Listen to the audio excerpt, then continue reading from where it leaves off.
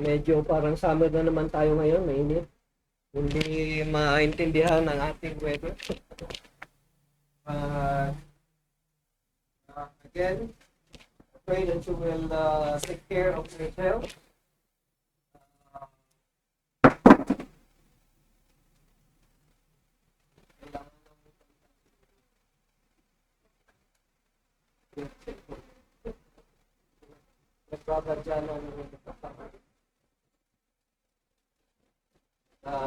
Kumusta na tayong lahat? How are we today? Ayan, dalawa.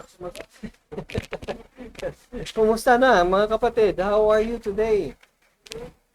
Ha? Despite of, di ba? Despite of, alam ko, hindi man ninyo sabihin sa akin, I know that lahat tayo, actually, lahat tayo may mga pinagdadaanan. Diba? May mga pagsubok tayong mga pinagdadaanan. But, I pray, this is my prayer, that today's message will encourage you. It will open your heart to the truth, and that your faith will not just be something that you have read, but something that you have lived. Amen? Okay, so ngayong umaga mga kapatid, we'll go through another of God's attributes. Ngayong umaga, we'll look into God's immutability. Wow. Pastor, pahirap naman ang pahirap yung mga words na yan.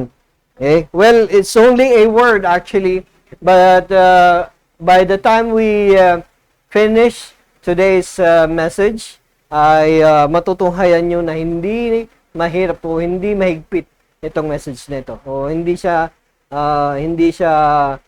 mahirap intindihin. Okay? So, by the way, tanong, ilang attributes na yung natutunan natin, yung napagdaanan natin? May prize ako doon sa mga makakapagsabi nung lahat, nung mga pati yung message niya walang titingin sa kodigo.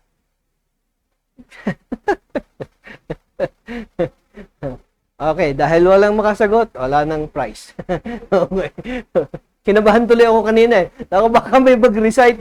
Naku, mapapasubo ako. Ay, okay. Anyways, we've gone through how many? Pangatlo, dalawa kay Pastor Jason, at pangatlo po ito ngayon. O, pangalawa ito ngayon. So, we have gone through 7 already. Okay? At marami pa tayong matutunghayan na mga attributes. Pagka sinabi mo kasing attribute, what comes to your mind? Something to do with attribute is the personality, the character of God, who God is. Okay? At ang kagandahan nito, every time that we look into one specific attribute of God, we find who God is. Okay? And when we find God as who He is according to the Bible, what happens to us? What happens to you? Pagka yung natunghayan mo, may nalaman ka, may na-discover ka. Pagka may na-discover ka sa katotohanan na nanggagaling mula sa salita ng Panginoon, ano yung nangyayari sa iyo? Ano yung nangyayari sa atin? Bukod sa nadagdagan yung nalalaman mo, what else? Ano yung nangyayari sa atin? Ang ganda yan. Ang ganda yan. Ano nangyayari sa atin? You came to understand that God is omnipotent. Pagka sinabi mong omnipotent, God is all powerful. Ba? God is all powerful. Pagka nalaman mo God is all powerful, ano nangyayari sa iyo? Ano nangyayari sa buhay mo? Ano nangyayari sa perspective mo sa buhay? Anong sabi dun sa ating message nung last Sunday? When you come to realize that God is all powerful, all strength, okay, omnipotent God, you come to realize that what?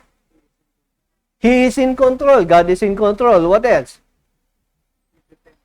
You depend more upon God. Hindi ka magde-depend sa isang being, isang God na limited lang yung kanyang kakayanan, di ba? Limited lang yung kanyang kapangyarihan. And we as Christians who believe in the living God from the Bible, when we hear of God's omnipotence, all power, okay, pagka narinig natin yon, lalong nagtitibay yung ating pananampalataya, di ba? Lalong tumitibay yung pag-asa mo na ang Diyos mo pala, okay? Ang Diyos mo pala ay hindi lang makapangyarihan sa lahat, siya lang ang may akda ng kapangyarihan. Natutunan natin ito last Sunday, di ba? We found out last Sunday that all strength, all power comes from God. Di ba? Meron na akong sinabi sa inyo, meron na akong katanungan last Sunday, di ba? So, ibig nyo bang sabihin, kung sabi ninyo ay all power comes from God, ibig bang sabihin ay pati even the devil, yung power, yung strength ng devil galing din kay God? What do you think? What was the answer? Yes, the strength, the power of the devil also came from God. Ang problema, when the power or the strength that the devil received, nung time na yon, nakorrupt yung power na yon. Yung strength na yon nakorrupt. Kaya, ang nangyari, ginagamit ngayon nung devil, itong lakas niya, ibinigay talaga sa kanya against God and against the people of God. Yun na nakakalungkot, di ba? And so the same with man. Pareho sa ating mga tao. Pagka tayo ay tanggap ng kalakasan, ng kapangyarihan mula sa Diyos, anong nangyayari? Dahil sa ating pagiging makasalanan, anong nangyayari? Yung kapangyarihan na yun, yung lakas na yun ay, anong nangyayari? Na co-contaminate. Di ba na-contaminate? Dahil makasalanan. Sino dito ang makasalanan? Pakitaas ang kamay. Hallelujah! Pare-pareho pala tayo makasalanan. And that is true. Lahat tayo makasalanan. Ang nakakalungkot, mga kapatid, every time that we ask from God, okay? Every time that we ask from God and God supplies, God gives, yung ibinibigay sa atin ng Panginoon dahil sa ating pagiging makasalanan, nakokontaminate yung perfect na gift niya. Okay? Pagdapo sa atin, pagdaan sa atin, nakukurap yung biyaya niya na ibinibigay sa atin. Kaya, grace na lamang ng Panginoon o biyaya na lamang ng Panginoon na tayo ay nagpapatuloy sa buhay despite of our wickedness, despite of our sinfulness. Okay? And patuloy pa rin niya ibinibigay yung mga hinihingi natin, di ba? Humingi tayo ng wisdom. Pagka humingi tayo ng wisdom, hindi nagkukulang ang Panginoon, di ba? Binibigyan tayo ng wisdom. Sino dito ang nakatanggap ng wisdom ngayon? Sige nga, pakitaas ang kamay. Sino nakatanggap ng wisdom ngayon? Lahat kayo. Lahat tayo nakatanggap ng wisdom. Bakit? You have decided to come to church. Amen? That is wisdom. You have decided. This is not just the prompting of the Holy Spirit. Okay? It is the calling of God for you to come to church. Paano nagiging contaminated yung wisdom na yan? Sunday ngayon, pupunta ka dapat sa church, di ba? Pero you decided to go to the mall or to the market or to somewhere else. Yan. Imbis na inuna mo ang Panginoon, inuna mo ang ibang bagay. Okay? Hindi ko sinabing masama.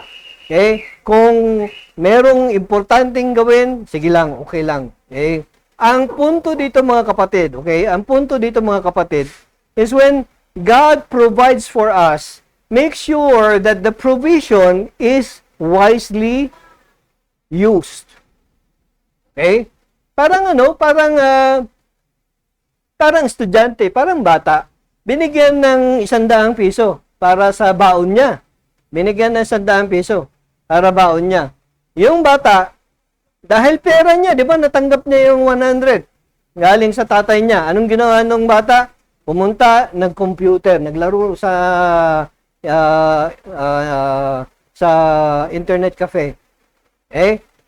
Tapos, magkano ang isang stick ng sigarilyo ngayon?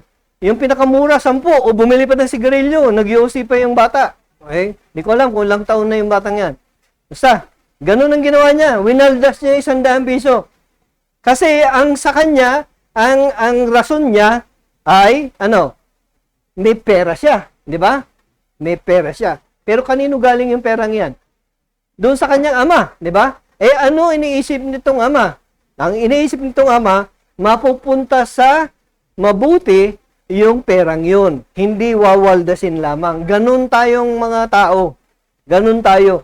Ang Panginoon, ang Diyos, nagbibigay siya ng mga bagay na biyaya sa atin. Pagdating sa atin ng biyaya, anong ginagawa natin? Winawaldas natin sa hindi tamang paraan. Yan. So, again, if you are praying for strength, if you are praying for wisdom, if you are praying for God's guidance, that is good. Continue to pray for that.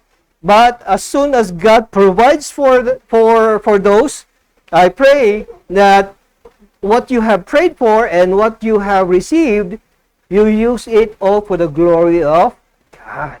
All for the glory of God. Okay? Amen po ba? So tayo ay tutuloy ngayon sa immutability. Yung mabigat na And I want I want to call or direct your attention to the Bible. Medyo mabilisan ito. And kung makita ninyong off yung Bible verse, you call my attention. What I double-checked this, and this came from the Bible. Okay? So in Malachi chapter 3, verse 6, this is the first part. This is the first phrase of that verse. Sabi niya, sabi ng Diyos, for I, the Lord, do not change. Hindi nagbabago ang Diyos. Okay? Next, ano sabi niya? In Hebrews chapter 6, verses 17 to 18, sabi, in the same way, God, desiring even more to show to the heirs of the promise the unchangeableness, take note of that word, unchangeableness of His purpose, interposed with an oath, so that by two unchangeable things in which it is impossible for God to lie, we who have taken refuge would have strong encouragement to take hold of the hope set before us.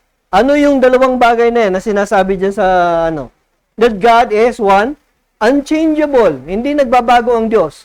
Ang pangalawa na sinasabi niya dyan ay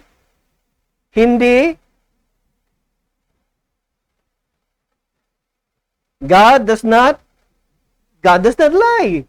He tells the truth. So, yung dalawang katotohanan na yon ay pinagsama ng Diyos. Okay? Ang dalawang katotohanan na yon ay pinagsama niya upang tayo na mananampalataya, maniwala ng buo sa Diyos na dakila. Amen? Ang ganda, di ba? Next, in James chapter 1, verse 17, sabi niya, every good thing given and every perfect gift is from above, coming down from the Father of lights, with whom there is no variation or shifting shadow. Ibig sabihin, walang pagbabago. Pagka sinabi niya, with whom there is no variation, variation means walang pagbabago, walang changes. Okay? So, ang ibig sabihin nito, ang mga biyaya na pinagkakaloob sa atin ng Panginoon, ay pwede nating asahan na nanggaling lamang sa Diyos na hindi nagbabago.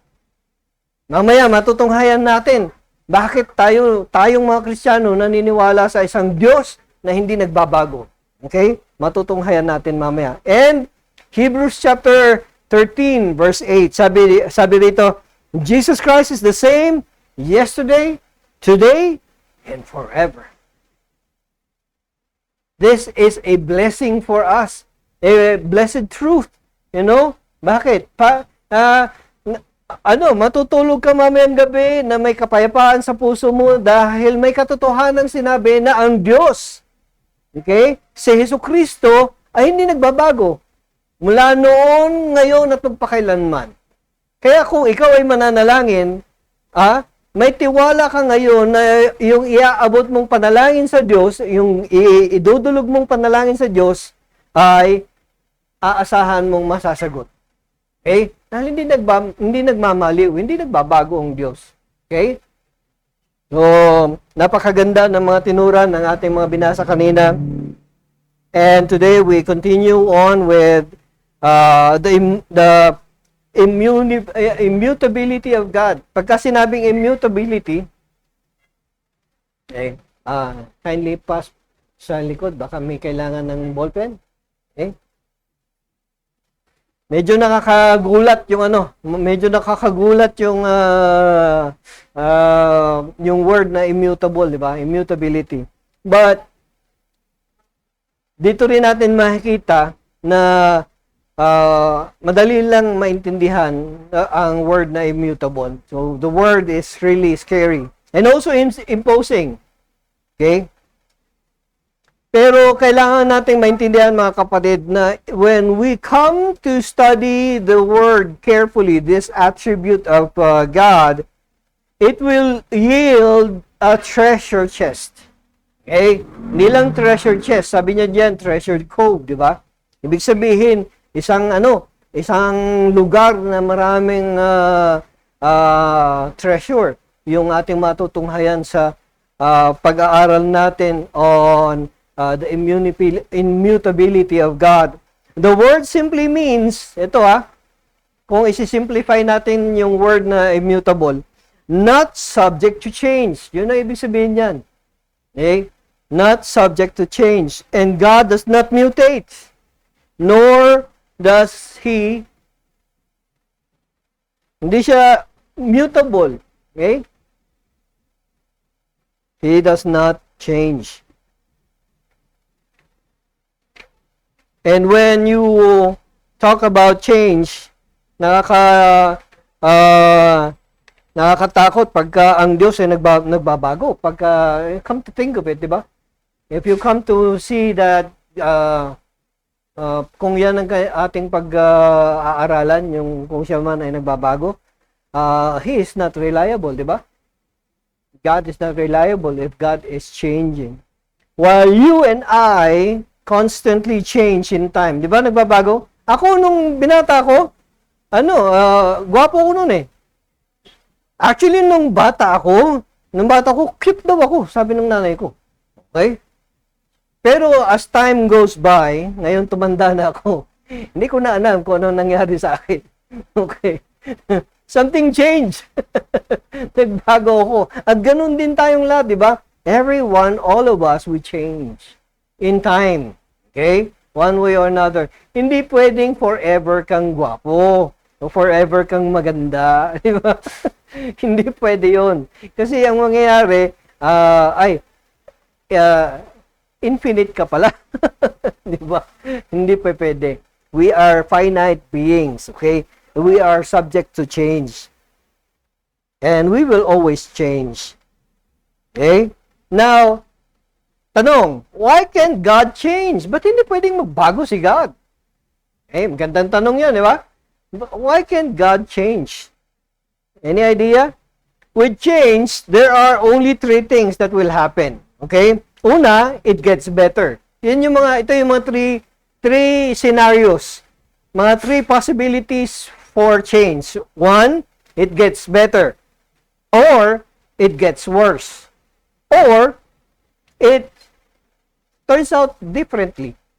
Okay? Hindi siya worse, hindi siya bad, hindi siya good, okay? Hindi siya better. Pero something different came out. Okay? Yun ang ibig sabihin ng change. Okay? Now, ang tanong, is this adaptable or is this according to who God is? Will this apply? I don't think this applies. I don't think that change applies to God. Amen? God can get better. Sabi niya dito, God cannot get better because that would mean there was a time when God was not good. He was not good before. Long time ago siguro, millennia ago, millions of years ago, hindi siya good na God. Ngayon na lang, nung dumaan ng panahon, saka siya naging good. This does not apply to God. Amen? This does not apply to God. The other one is, God can get worse. Okay?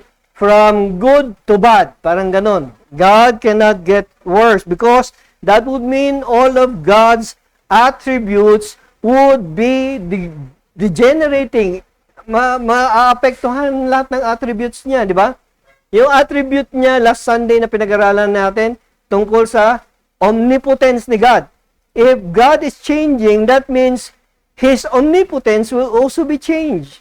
Okay? Magbabago rin. Magde-degenerate. Okay? Kung yung power ni God is 100%, dahil makulit ka, naging 99% na lang. Ganun ba yun? No, it doesn't work that way. Okay? Siguro ako, tatay, pagka nakita ko makulit yung mga tatlong binata ko, maubusan ako ng pasensya. Di ba? Naubusan ako ng lakas. Yan. Pero it's different with God. God is never changing. And that is a relief. Now, God cannot change from one kind to another because He is unique. God is unique. Okay? Hindi siya maituturing na katulad natin o katulad ng kaya pangit na pangit na maging imagery na i-compare natin si God sa baka, okay, o sa manok o sa itlog. May mga nag-explain tungkol sa Trinity na tungkol parang itlog ang Trinity, sabi nilang ganyan or something. They try to explain God in an illustration about what they see and hear around them, which is very inappropriate. Okay? Dahil hindi po pwedeng mangyari yun. Lahat ng gagawin nating comparison with God will fall short of who God is. Amen? Okay? So, moving forward, sabi rin niya rito mga kapatid, that when we look upon the immutability of God, ang tatanungin natin doon, yung pagiging infinite niya. So, how can an infinite holy God change to not God? Dito rin papasok mga kapatid yung pag-aaral natin ng Trinity. Okay? When Jesus became man. Okay? When Jesus became man, when God became man. Okay? So, ibig bang sabihin nung naging tao ang Diyos, nawala rin yung kapangyarihan niya? Nawala yung pagiging God niya? Oh, magandang tanong yun, di ba? Pero kailangan pag-aralan natin ito mabuti. The unchanging God comes to deal with a changing being. Me, ako. Okay? Because I am changing, I am constantly changing. Anong nangyayari sa akin?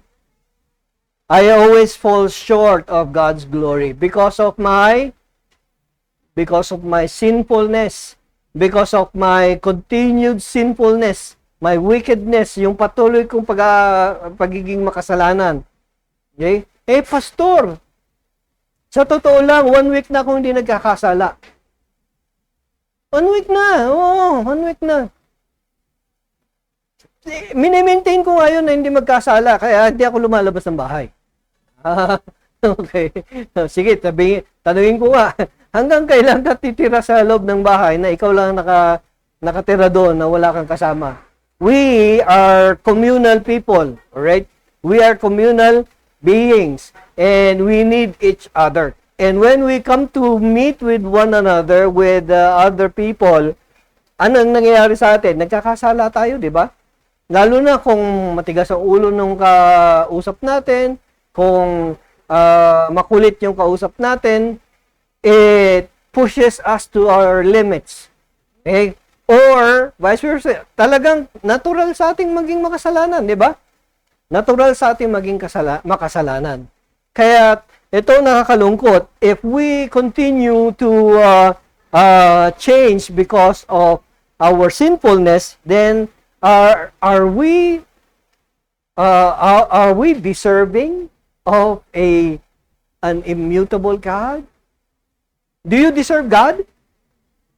No, I do not deserve God. I do not deserve God. God is so good. God is so pure. God is so holy. I am sinful. I am wicked. I am impure. I am unholy. Hindi ako karapat-dapat sa kanyang piling. But He chose to have you and me in this church. And later on, we'll find out why. If man must be with God, he needs to go through change to be deserving of God. Okay? So, paanong change ang dapat na mangyari? Paano ka mag-change in the first place? Sige nga, paano ka mag-change? Let's look at the premise of a dead soul. Ikaw ay patay sa iyong kaluluwa. Wala kang pwedeng magawa para sa iyong kaligtasan. Okay? Because of our sinfulness, okay, listen here. Because of your sinfulness, because of my sinfulness, I am dead in my soul. Okay? Patay ang aking kaluluwa. Okay? So, wala akong pwedeng gawin para iligtas ang aking sarili. Nakakita na kayo ng patay? I don't mean patay na kuko, ha? Hindi patay na kuko. I mean, have you seen a dead person? Have you seen a dead person na dinapuan ng langaw sa ilong? Nakakita na ba kayo ng dead person na may langaw sa ilong at ginanon niya yung langaw, binugaw niya yung langaw? Nakakita na kayo? Eh, buhay yan, sigurado, di ba? Buhay yan, hindi yan patay. Nagpapatay-patayan lang yan. Yan ang problema natin. So, it's also the same with our kaluluwa. If I am dead in my soul because of my sinfulness, then I am unable to save myself. Di ba? I am unable to save myself. Only the work and the grace, the mercy of God who gave me, sino? Ano yung binigay niya sa akin? Ha? Wala, para hindi sila sigurado. Hindi po kami sigurado, pastor. Sino binigay niya sa atin? Ha? Jesus Christ was given to us. And because we believe in what He has done upon the cross in saving our souls, what happened? We have become alive again in Him. Okay? Nabuhay tayo muli. Okay? Later on, we'll find out more of that truth. Okay? Moving forward. Now, from being sinful to being forgiven. We are sinful, now we are forgiven because of Jesus Christ.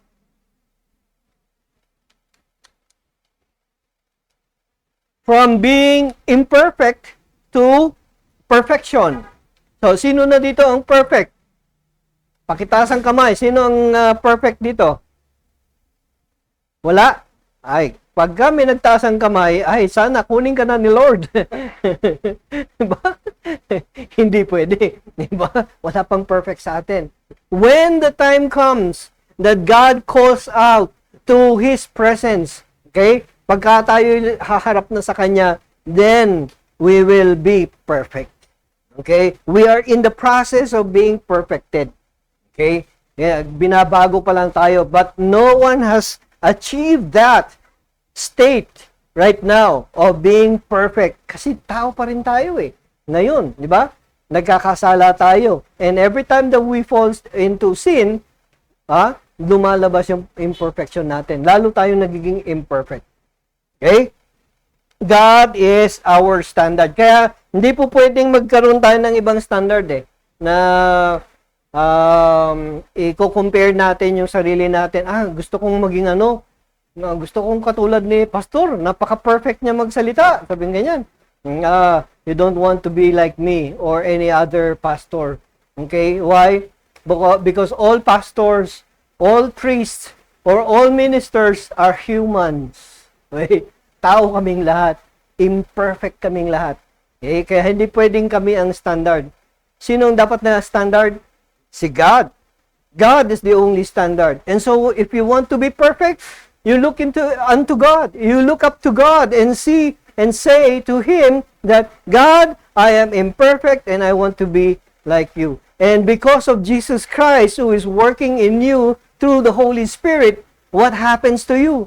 You become changed. Binabago ko ng banal na Espiritu, di ba? From what? From what? Ano yung pinag-uusapan natin? Ha? From to becoming perfect. Amen. To becoming perfect. Later on, Pastor, nasubukan, napansin ko lang, parang nabawasan yung pagiging marites ko. God is perfecting you. Amen? Oh, sige, tanungin mo yung katabi mo, are you being perfected? Yes. You should be. Okay? Dahil kung ikaw, inaamin mo, sinasabi mo, you're declaring to others and to yourself that you are a Christian, then, kailangan may nagbabago sa'yo, di ba? Dati, bumibili ka ng away. Ngayon, nagpipigil ka na, di ba? Naku, may araw ka rin. Nag-iisip ka pala ng mas hindi ka pa rin nagbago. Ibig sabihin, pagka may galit ka rin sa puso at hindi mo pa rin makontrol, hindi ka pa rin nagbabago. You need to control that heart of yours. Okay? Amen? Bakit tatlo na yung nag-amen? Amen? Amen. Amen. Okay? God who is the absolute, who is perfect, who is infinite, cannot become anything else but what He is. So, kung sino yung Diyos na ating nababasa, okay, if you have your Bible with you and you read the God of the Bible, okay, believe in the God of the Bible. And that God in the Bible is unchanging. He is perfect. He is absolute. He is infinite. Okay? And He is unchanging. And this is our comfort. Ito yung nagbibigay ng kapayapaan sa bawat isa sa atin. This is a comfort for those who look upon God and acknowledge their sinfulness, and because God, the perfect, shall be His Savior. Okay? Kaya hindi ka pwedeng tumingin sa kapwa mo. Huwag kang tumingin sa kapwa mo na ina-idol mo, lalo na yung mga sino mga member dito ng Army? BTS. BTS Army. They look upon their idols, yung mga idol nila na sayaw ng sayaw. Okay? May army daw sila. Saan kaya pupuntang gera yung mga yun? At may army sila. Okay? Yung mga ina-idol nila, yung mga kapwa nilang tao. Mga kapwa nilang mga imperfect. Mga kapwa nilang makasalanan din. So do you think that that person or that being is your standard in becoming good? Wala na. Kasi once na nag-fail yan, once na nagkamali yan, once na na-fall sa kasalanan yung taong yan, ano mangyayari? You will also fall. You will also not believe anymore. Okay? Mawawala yung hope mo. And then I pray, I call upon you, brothers and sisters, to hope upon God, to put your faith in God, our God who is faithful. Amen? This is our comfort. Kaya pwede ako matulog ng mahimbing sa gabi. You know why? Kasi ililigtas ako ng Panginoon ko eh. Iingatan ako ng Panginoon ko. Bibigyan ako ng mga biyaya ng aking Panginoon. Bakit? Dahil matapat ang Diyos ko. Kahit kailan hindi siya nagkamali. Kahit kailan hindi siya nagmaliw. Kahit kailan hindi siya nagkulang sa kanyang mga ibinibigay sa atin. Tayo lang naman na nagkukulang, di ba? Tayo lang naman na nagsasabi na, kinulang yung sweldo ko. Tapos sasabihin, sisisihin natin si God. Ba si God, hindi naman binigay yung kinulang yung binigay niya sa akin. Hindi ka lang marunong mag-manage ng pera mo. Tama? Amen? Oh.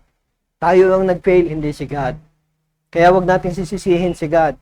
Lalo na kung nawalan ka ng ng pera ngayon. Bakit? Nasobrahan mo kasi si Shopee, si Lazada. Kaya wala kang pamasahe ngayon. Diba? Bato-bato sa langit. Sana tamaan tayong lahat. Okay? Which is true, di ba? No? Ang Panginoon, ang Diyos nating buhay, pagka humingi ka sa Kanya, ibibigay niya. At kalimitan, sobra pa binibigay niya, di ba? Pero ang problema, sumobra na nga ibinigay niya, ba't kinulang pa rin? There's something wrong along the way. Amen? Kailangan tignan natin. We need to sit down and look at ourselves. Okay, magnilay-nilay tayo. Pag-isipan natin, saan ba ako nagkakamali? Saan ba ako sumasablay? Okay? And I praise the people who are very good in managing their money. Sa totoo lang mga kapatid, I'm one of them na hindi marunong mag-manage ng pera. Okay? Lalo-lalo na kung meron akong gustong bilhin, hindi ko na mapigil yung sarili ko. Okay? May pagka-Fernando po ako, bunot ng bunot. Okay? Pero I praise those who are, given a small amount.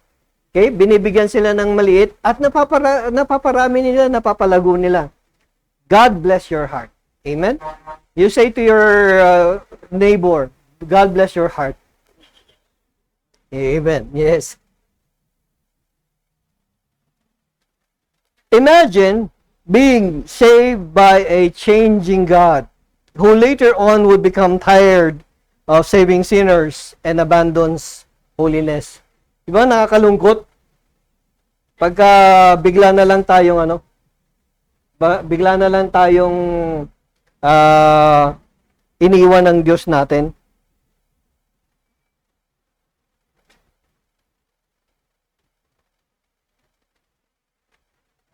Now, incarnation is a different study about what God manifested in Jesus Christ.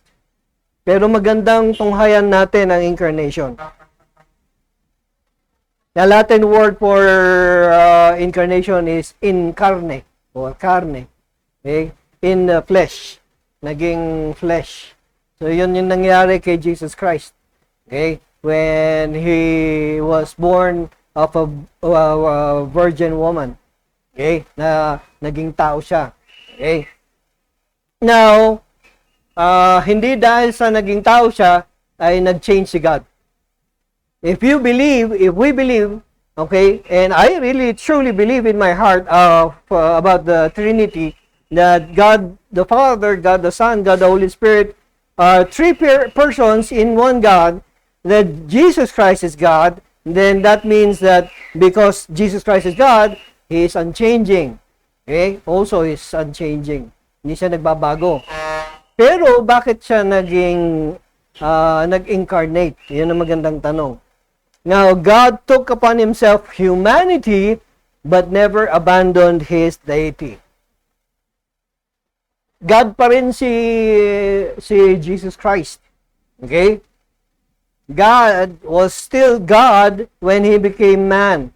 Ang nangyari, God allowed humanity, okay, upon Himself to limit Him of His deity. Pinayagan niyang mangyari yun upang sa ganun masaksihan natin na tayo bilang tao, kaya nating magpakabanal. Tayo bilang tao, pwede pa rin tayong maging maayos.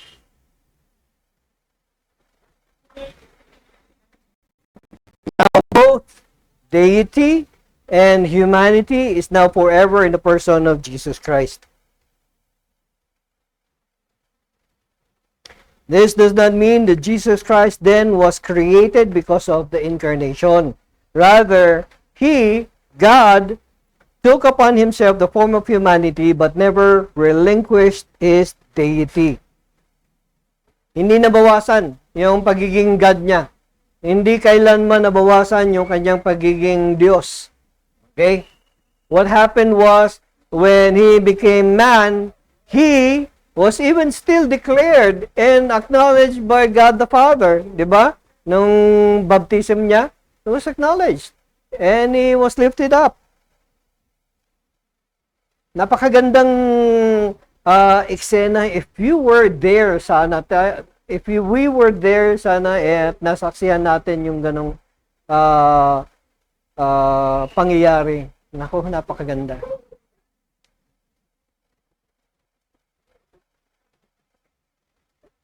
Ang tanong, mga kapatid, ang tanong ngayon, what's in it for me? Ano kung God is immutable? Ano kung God is unchanging? Ano kung hindi nagbabago ang Diyos? Ano yun para sa akin? Anong importansya, anong halaga nun sa akin bilang isang mananampalataya? Okay? Tunghayan natin, mga kapatid. What does it mean? What does immutability of God mean to me? Una, it means God is always the same. For me, I believe in my heart that God is always the same. Okay? Yung Diyos na nabasa ko sa Biblia, sa salita ng Diyos, na nagsasabi na ang Diyos ay makapangyarihan sa lahat, siya yung Diyos noon na hanggang ngayon at magpakailanman ay maaasahan natin na makapangyarihan pa rin. Hindi kailanman nababago yung kapangyarihan niya. So sa pagkakataon, okay, sa oras na ikaw ay nangailangan ng kalakasan ng Diyos, maaasahan mo ang kalakasan ng Diyos. Okay? Kung dumating ka sa pagkakataon na kailangan mo ang comfort at ang peace ng Diyos, maaasahan mo yung comfort at peace ng Diyos. Bakit? Dahil kahit kailan, hindi siya nagbabago. Okay? And so I ask you, I urge you, brothers and sisters in the Lord, when you pray with confidence, mga kapatid. Pray with confidence that God, our God, is immutable. He is unchanging and He is capable of giving you your prayer. Okay? Hindi ko alam kung anong prayer request mo. Hindi ko alam kung anong prayer concern mo sa buhay. But this I know in my heart that when you are praying to God, God will hear your prayer. Amen? Kaya iwasan natin. Hindi ko naman sinabing tanggalin, pero iwasan natin yung paggamit ng salitang sana. Pagka nagpe-pray tayo, sana Lord, ganitong, ganyan, ganon. Kasi yung sana, ibig sabihin may pagdududa, tama? Nagdududa ka kaya may word na sana. Or hari nawa, ganito. Sana yumaman na ako. Pero hindi ko naman sinabi na claim tayo ng claim. Unbiblical yun. Hindi biblical yung claim ng claim. In Jesus' name, I claim this. Okay? Parang napadaan ka sa sa bahay ng kapitbahay mo, nakaparada sa labas yung yung BMW niya. I claim you in Jesus' name. Sandali, huwag mo i-claim. May nagmamayari na niyan eh. Ano ka ba? Ba't mo kiniklaim yung may nagmamayari na? Diba? So, wrong. Wrong mentality, wrong prayer. Okay? Pag-pray ka ng isang bagay na alam mo sa iyong puso na makakabuti sa lahat at makakapagbigay ng luwalhati sa Diyos. Okay? Kaya nga, unawain natin yung prayer natin. Huwag tayong basta pray ng pray. Kailangan pinag-iisipan din natin yung prayer natin. Amen? Okay? Lord, sabi mo nga niya, sana maging milyonaryo ako. Ayan. Sana maging milyonaryo ako. Tutulungan ko lahat yung mga kamag-anak kong walang pera. Yun ang problema. Dahil nung binigyan ka ng pera ni Lord, ano nangyari? Nakalimutan mo yung mga kamag-anak mo. Bakit? Naligaw na, nasilaw ka na sa pera. You get the idea? Okay? Pagka nanalangin tayo, pagka naghain tayo, nagdulog tayo ng panalangin sa Diyos, ayusin natin yung panalangin natin. Amen? Pangalawa, God is never changing. And this is a comfort, this is a relief for all of us. Okay? This is very comforting. na kahit kailan hindi nagbabago ang Diyos. At pagka hindi nagbabago ang Diyos, ibig sabihin, meron kang kapayapaan sa iyong puso. Amen? May kapayapaan ka sa puso mo. At yung pangatlo, God is forever God. Amen? So, yung binibigyan mo ng pananampalataya ngayon, yung pinaghahainan mo ng panalangin mo ngayon, siya pa rin yung Diyos bukas na magigisnan mo. Siya pa rin yung Diyos na madadatan natin sa langit kapag tayo ay kinuha na at tinawag na sa langit. Amen? Yeah, God will never change. He will never be someone else again. Okay? Hindi siya nagbabago at iyon yung confidence natin dapat, mga kapatid. Let us have a confidence in our unchanging God, our immutable God. Amen? Amen. Sige, manalangin tayo, mga kapatid. Ama, sadyang nakapuri-puri ang iyong pangalan dahil ngayong umaga nasaksihan namin sa iyong salita na hindi ka nagbabago, hindi ka nagmamaliw. Ikaw ang Diyos na buhay noon, ikaw ang Diyos na buhay ngayon, ikaw ang Diyos na buhay magpakailanman. Kaya't ngayong umaga ay patuloy kaming mananalangin, magbibigay kami ng mataas na papuri at pagsamba sa iyo at sa iyo lamang na Diyos naming buhay, sapagkat ikaw lamang ang nararapat na pagbigyan ng mataas na papuri at pagsamba. Ngayong umaga, Ama, salamat po muli sa katotohanan na aming nasaksihan na hindi ka kailanman nagbabago, hindi kailanman nagmamaliw. Ang iyong pag-ibig na maaasahan noon, hanggang ngayon naaasahan pa rin. Ang iyong mga biyaya sa amin, ang iyong kalakasan na ipinagkakaloob sa amin, ay patuloy na inaasahan namin at maaasahan kahit kailan. Ngayong umaga, Ama, dalangin ko sa mga dumalo sa pagtitipon na ito at sa mga makikinig at mga kapanood pa rin ng mensaheng ito. Dalangin ko na magtumibay ang aming mga pananampalataya kay Jesus na aming Panginoon na tagapagligtas. Purihin ang iyong pangalan, Ama. Ito po ang aming dalangin sa pangalan ni Jesus. Amen. Amen. God bless us all.